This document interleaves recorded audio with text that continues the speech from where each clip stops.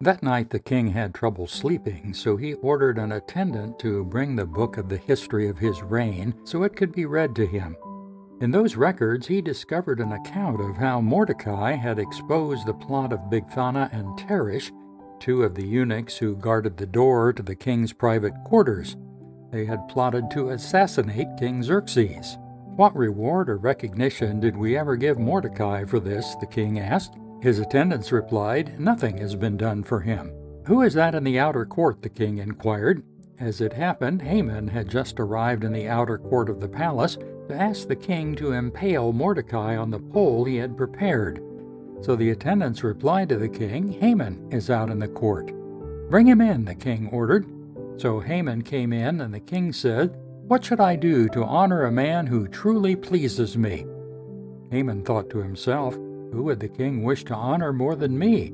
So he replied, "If the king wishes to honor someone, he should bring out one of the king's own royal robes, as well as a horse that the king himself has ridden, one with a royal emblem on its head.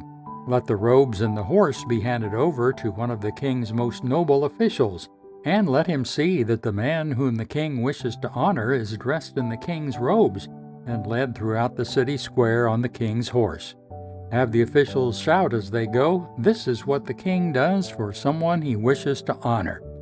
"Excellent," the king said to Haman. "Quick, take the robes and my horse and do just as you have said for Mordecai the Jew, who sits at the gate of the palace. Leave out nothing you have suggested."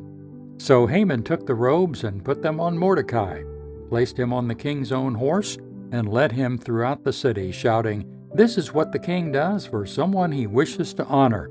Afterward, Mordecai returned to the palace gate, but Haman hurried home, dejected and completely humiliated.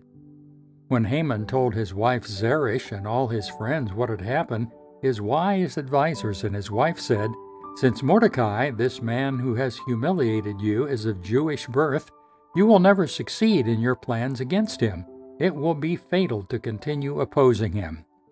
While they were still talking, the king's eunuchs arrived and quickly took Haman to the banquet Esther had prepared.